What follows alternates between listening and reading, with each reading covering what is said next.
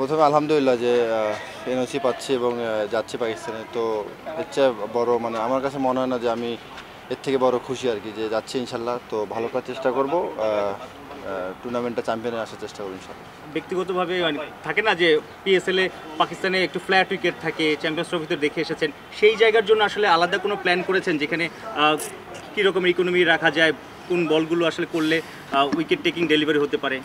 আসলে কন্ডিশন নিয়ে তো এত কিছু ভাবার কিছু নাই, জাস্ট ম্যাচ বাই ম্যাচ চিন্তা করব এবং দলের যেটা প্রয়োজন ওটা দেওয়ার চেষ্টা করবো, এই এতটুকুই। দল থেকে কোনো মেসেজ পেয়েছেন কি আপনার দল থেকে, বা আপনাকে কি বলা হচ্ছে, বা আপাতত কোনো মেসেজ নাই, জাস্ট হাই হ্যালো হচ্ছে সবার সাথে, কমিউনিকেশন ভালো হচ্ছে সবার সাথে, এতটুকু হচ্ছে। এমনি কোনো প্ল্যানিং বা কোনো কিছু নিয়ে কথা হয়নি। আচ্ছা, একটু থামাই, মানে is there anyone is going live? না রিশাদ, যদি ওখানে অনেক বড় বড় তারকা থাকবে, আপনি যে আগে যেটা বললো যে বেশ কয়েকটা সুযোগ পেয়েছেন, খেলতে পারেননি, প্রিপারেশনের বিষয়ে আপনি একটু টুকটাক বলেছেন, তারপরেও কি এখানে খেলছেন, আপনার এক্সট্রা বল করা বা ভিডিওগুলো দেখা যে ব্যাটসম্যান এগেনস্টে আপনি বল করবেন, এরকম প্রিপারেশন নিচ্ছেন কিনা? কারণ এটা বড় একটা প্ল্যাটফর্ম আপনার জন্য, যদি এখানে ভালো করেন আরও অনেক বড় বড় প্ল্যাটফর্ম আসতে পারে, মানে সেই দিক থেকে কি আলাদা কোনো প্রিপারেশন নিচ্ছেন কিনা? না, অবশ্যই আমার মনে হয় পাকিস্তানের উইকেট হিসাবে যতগুলো ব্যাটসম্যানদের সাথে খেলছি এবং পাকিস্তানের ম্যাক্সিমাম ব্যাটসম্যানের সম্বন্ধে ধারণা আছে, তো অতটুকু নিয়ে কাজ করতেছি যে কে কোন জায়গায় ভালো খেলে না খেলে এইসবই আর কি। আর আপনার লাইন লেন্থ যদি বলা হয়, মানে দেখা গেছে দু একটা টুর্নামেন্ট মানে ইন্ডিয়ার এগেনস্টে খুব একটা ভালো যায়নি, মানে ওই সময়টা টি-20-তে, মানে ওই বিষয়গুলো কাজ করছেন কিনা, যে একটু লাইন লেন্থ অথবা আপনার ভেরিয়েশনটা নিয়ে, বা কারোর সাথে কাজ করছেন কিনা, একা অথবা কোনো কোচের সাথে?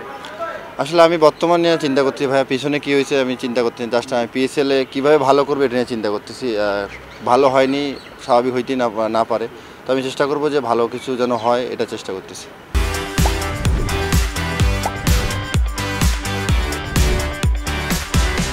পিএসএলে যাচ্ছি, এটা আমার জন্য অনেক অপরচুনিটি এবং আমার ফিউচারের জন্য ভালো এবং বাংলাদেশ ক্রিকেটের জন্য ভালো।